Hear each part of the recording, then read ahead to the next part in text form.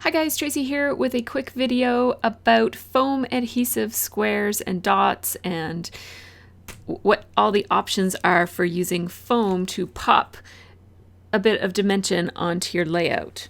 So I use foam adhesive squares in a couple of different situations. So one is so I have this layout here that has lots of pieces peeling off of it. The letter stickers are not supposed to be one of those, so I'll have to go back and add some adhesive on that. But where I wanted the dimension to be is in between these layers here. So you'll notice that I have put some pop dots in between them, some foam adhesive squares, and that just gives a little bit of lift to these items. And one thing that I found from using foam adhesive is that the further back you put the dot, the more lift the item gets. And so if I wanted this to sit down a little bit more and just lift at the edge of the page, I would have put the foam dot over here on this part of the butterfly wings. But because I wanted it to have quite a lot of lift, I put it way, way back, and that just gives it quite a lot of lift. You can also double up your foam adhesive in order to give it even more lift, but it's very difficult to cut it in half widthwise. So that's why I suggest that you use really thin foam adhesive. So this is another page that I did this month or last month. This is actually half of a double page layout that I did. And this little embellishment here gives a good example of how placement of the pop dots can really vary the look that you get. So for this embellishment here, I used two pop dots. There's one right around here, and then there's one right around here. And you'll notice that I'm going to hold it this way so that you can see what I mean. This one is placed right at the very edge of the die cut piece, and it lies a lot more flat, you'll see. Whereas this one is placed just a tiny bit further in. It's not that big of a difference at all, but it holds it up a little bit more because it's a little bit further in. And if it was placed even further in still, this would be quite a bit further up on, like quite a bit more dimension and lift than this side. So that's just an example of how you can vary the lift just by placing, and you don't even need to have different sizes or thicknesses of the foam adhesive. But you can also double them up, as I think I said already. Then this is another layout that just shows another use of foam adhesive. So as opposed to getting that kind of curled up lift look, this layout, I just wanted to emphasize the speech bubbles and have them kind of stand out a little bit from those background layers that they are on. So with the speech bubbles, I just used pop dots. And when I say pop dots, that's just my word that I use for foam adhesive. It's just a brand, and I'll tell you a little bit about that brand in a second. Anyhow, this is another way to use it. Just use them and stick them down. So one thing that you'll notice about when I'm using my pop dots more for lift is that I typically don't remove the adhesive backing, and that's why you can see these when I show them to you, because they still have their adhesive backing on them. So I actually adhered this down on this side with regular ATG tape, which is just my regular dry tape runner, and then I put these in here for lift. I could put them down and it would still give a little bit of lift, but it wouldn't have quite the same curly look if they were glued down. And I might change my mind and decide to put, I didn't in this case, but I typically don't put my adhesive down to the paper when I am layering, because I might decide to come in and add some more layers. So you don't have to use them as adhesive. You can just use them to hold the space for you. But in this case, I did adhere them down because I was using it as an adhesive that just kept these up off the page a little bit. It gives them a little bit of shadow around the edges of those die cuts, and it makes them stand out a bit more from the background papers that they were layered on. So the other thing is that you might hear me slip and use the word pop dot instead of foam adhesive. I mean the exact same thing when I say that. Pop dots is just a certain brand of foam adhesive, and it's sort of like Kleenex. Sometimes I slip and I'll just say pop dots, but I do mean foam adhesive for the whole time that I'm doing this video. I actually don't use the pop dot brand, and I don't typically like circular pop dots or foam adhesive. This is another way that you can get them. They look like this, and they come on foam sheets, and you have to kind of use your fingernails and dig them out, and I don't like that. I find that they're a little bit less convenient to use in that format, so I don't typically get them in this format, but that's another option for you if you're looking around. So I'm going to show you some of the foam adhesive that I have. I have a couple of different brands, and I went through my stash, and it turns out I'm pretty well stocked. I'm better stocked than I thought I was for foam adhesive. So these are Stampin' Up! Dimensionals and two different kinds of packaging. I think this is the new packaging and this is the old packaging. They're the exact same product. I will show you a sheet of them outside of the package. And so that's what these look like. And what I really like about them is that they are half the width of some other brands. So they are 1/16 of an inch thick. And they're really easy to grab on the go. Like, you know, you just kind of grab it like that and it peels right off really easily. What I really like about the Stampin' Up! Ones is that it leaves their hexagons, so they're all interlocking, and it makes it really easy to grab one. It just makes it a little bit easier to grab when there's more corners pointing out. So if you're in a hurry, you know, like sometimes you're holding something down on your project and you just need to grab one super fast, it just makes it that much easier. I do like the hexagon shape of these, and I also like that it leaves a little border around the edge. So when the sheet is all gone, this is what they look like, and you get this little border around the edge. And what I do, and you might have seen me do this in my process video every once in a while, is I take my scissors and I cut little slices in this so that these become like little half hexagons that I can also use. So none of these are cut already, but you'll see that I put a bunch of slits in the edge of this one, and so I can easily take off just a little half hexagon here if I wanted one. So that's the Stampin' Up! Brand. It's my very favorite brand because they're 1/16 of an inch, and I can easily double them up to come up with 1/8 of an inch height, or even more if I needed, but I rarely need more than 1/8. But it is nice to have the thinner ones. It just gives a subtle look. It's especially nice to use these on cards, because cards, when you're sending them in the mail, you don't want them to have too much lift, and these give you just the perfect amount. So I really, really like these. If you have to order them from you do have to order them from a Stampin' Up! Demonstrator. So there are a couple of things that I consider staples that they're not staples though, but staples are one of my staples. There are a few things that I consider to be staples. Oh my God. And these are one of them. So I place an order through my local Stampin' Up! Demonstrator. I place an order once a year, sometimes twice a year, and I always include these in my staple order of Stampin' Up! Stuff. And so that way I'm always well stocked on these, and I've got 3 packs back up right now, plus I have another. You'll see I've got some boxes over there on my desk. Those are all things that came in this week. I got a lot of stuff in the mail this week, so I might do a little haul video, because I know I don't often do haul videos because I don't shop very often, but it's exciting for me when I get like that many boxes and packages all at once. So I'll show you guys what's in that. I'll do a little video. So this is another brand of adhesive foam squares.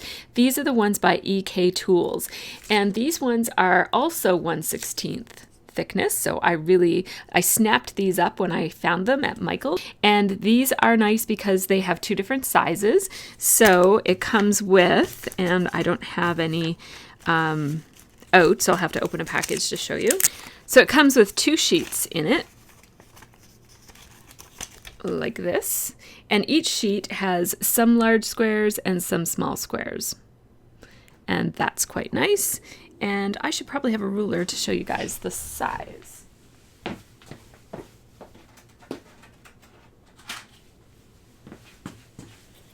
So the size is, the little ones are 1/4 of an inch, and the big ones must be 1/2 an inch. Yes, squares. And the Stampin' Up! Ones, if you're interested, are The longest part of them is a little bit more than 1/4 of an inch. But the narrowest part of them is less than 1/4 of an inch. So yeah, they're a little bit bigger than those. But I really like the shape because you can stick the pointy parts into the pointy part of your die cut. If it's got a corner, it's really nice for that reason. Anyhow, these are just as good. They hold just as good. They're just as sticky. They're just as easy to use. I just prefer these because I like the cute little shape, I guess, and I like that you can cut all around the outside edges of this one. You can do that with this too. It's just going to give you a really, really skinny strip. So this is actually, I have one that's all used up here. So this is you could cut this strip into pieces, or you could use the whole strip as a big long piece of foam if you had a long thing that you wanted to use. So as you can see, I have both brands of these on hand. I don't really mind using the EK Success ones if I've run out of the Stampin' Up! Ones, but I do just prefer the shape. It's just personal preference. I don't think that one is better than the other.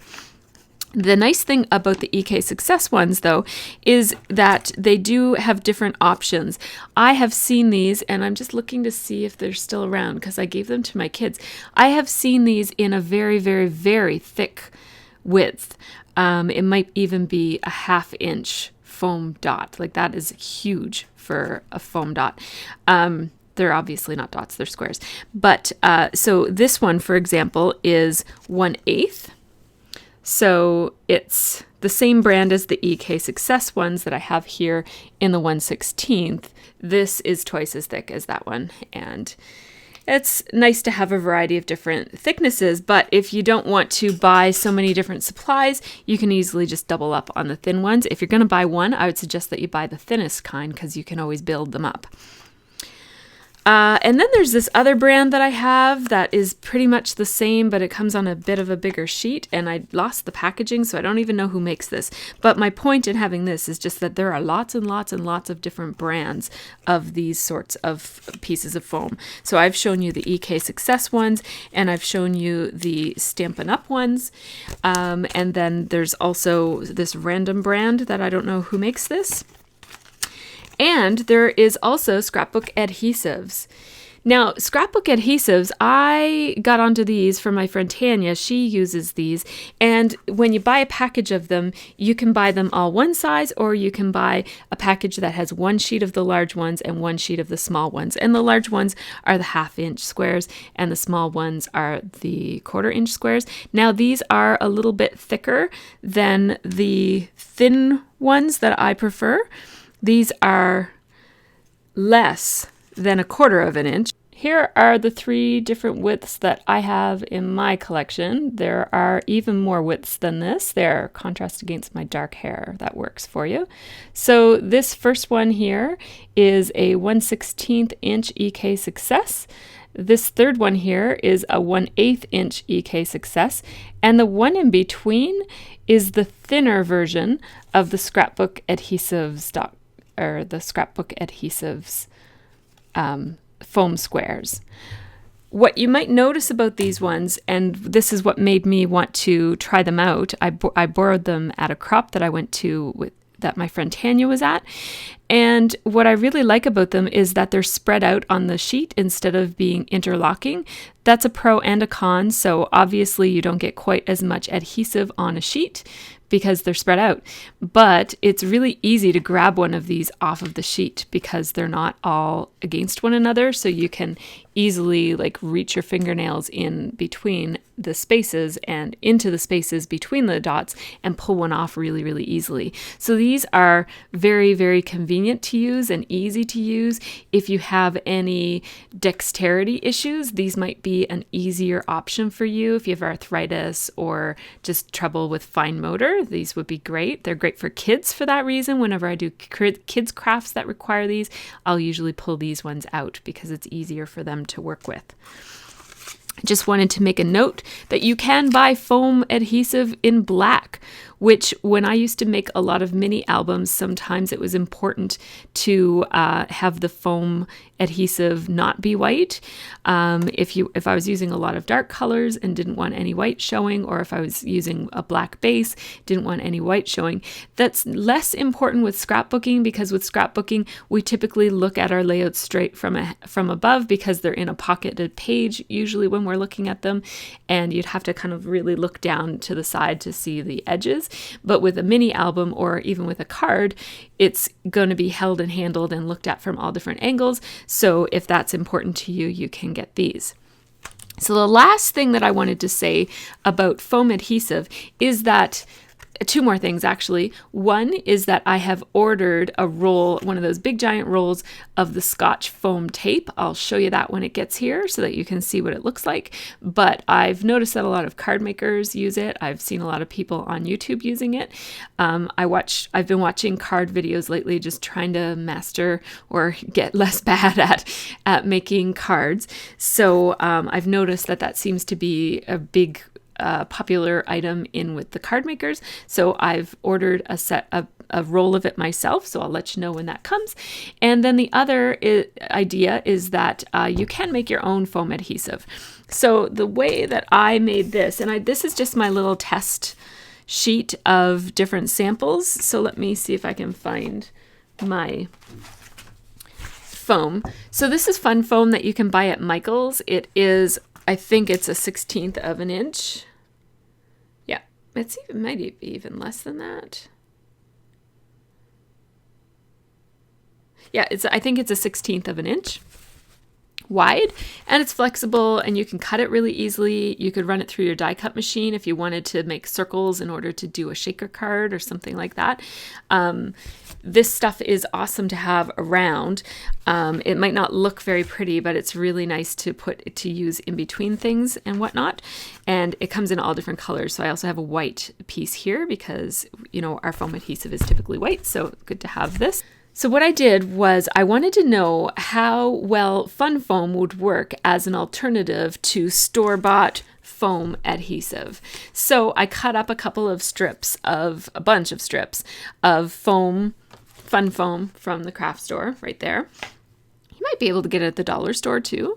And I glued it to itself. So each of these examples has 2 pieces of foam stuck to one another. And then I also stuck it to paper, because that's the most common thing that scrapbookers will be using this for. So I used a bunch of different kinds of glue for this. So the first thing that I did was I tried it with my ATG, and that's this sample right here was used with my ATG. So that's my Scotch adhesive tape gun, glider. Oh, it's called a glider. I've been calling it a gun all these years. So that's this bad boy. And it just is a typical tape runner. It's just a big format so that I don't have to change it quite as often. I use a lot of tape runners, so it's handy for me to use a huge dispenser as opposed to a little tiny one. But any tape runner would probably perform the same way. So I will just pull at it and see how it does. It's definitely there to stay. So it might look like it's peeling up, but that's just because I didn't run the glue all the way to the edge of it. So I have to it will pull off if I pull it off, but I have to want it to come off. It's not going to come off accidentally. So the foam will stick to itself quite nicely, and it's sticking to paper quite nicely too. In fact, you can peel it off, but it's not going to come off accidentally. It wasn't peeling until I pulled at it, and once I restick it, it's staying put. So I think the ATG is a really good option for sticking foam to itself and sticking foam to paper. It's a good option because it doesn't have the same dry time as any of these because it's already a dry tape.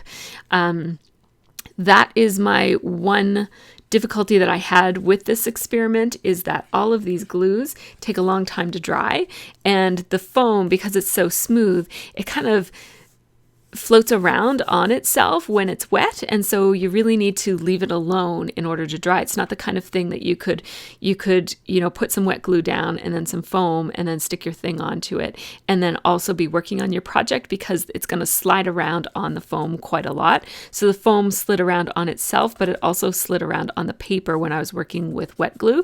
So if I were to use fun foam as an alternative for foam adhesive, I would definitely use a dry tape runner of some sort. It doesn't have to be the ATG, but whatever your favorite dry tape runner is, that's what I would use.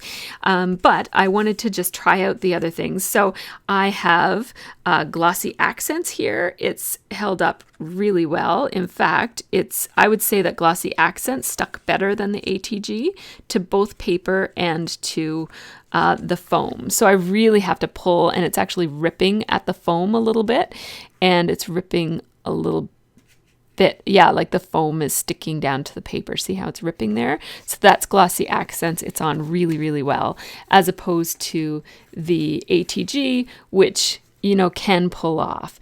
I think if I were using it for a project that would be handled a lot, like a mini album, I would not use ATG.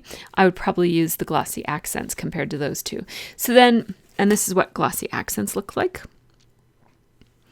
So then that's Glossy Accents ATG. The next one is Quick Dry. So I have this Aleene's Quick Dry Tacky Glue in my craft room, and I use this. You don't see me using it a lot, but I use it a lot on kids' crafts and just around my house for little projects and stuff.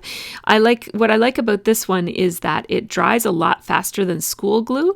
So I use it as an alternative to school glue, especially when my kids are making, those little kits that they get from Michael's that have a little package of glue in it that the foam kits or whatever kind of project it is.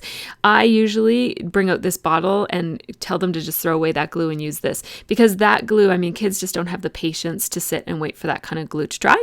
So I have this on hand for that.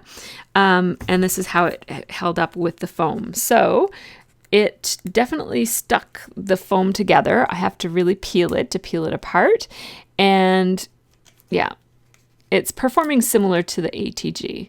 So it's leaving, the glue is stuck behind. You can pull the glue off of it. So I probably wouldn't use Quick Dry on a mini album, but I would use it on my scrapbook pages, and same with ATG. So far, Glossy Accents is holding up the best. Then I use this Tombow Mono Aqua glue just because I happen to have it in my stash. I did a guest design team project for them not too long ago, and they sent me a whole bunch of really cool glues that I could play around with. And so I thought I would try that one as well. So that's this one that says Aqua on it, and it is holding up about the same as the Quick Tack Aleene's glue. So it peels apart quite easily. If you try to peel it, it wouldn't go anywhere, though on a scrapbook page. Once it was stuck pretty well. And then I, of course, had to use my very favorite glue in the whole wide world, my very favorite liquid glue, which is Tombow Mono Multi liquid adhesive. This stuff is super, super strong, so I'm really curious to see how it holds up on foam. So let's see. Oh, I have to pull quite hard to get it off. Actually, it's holding up quite well.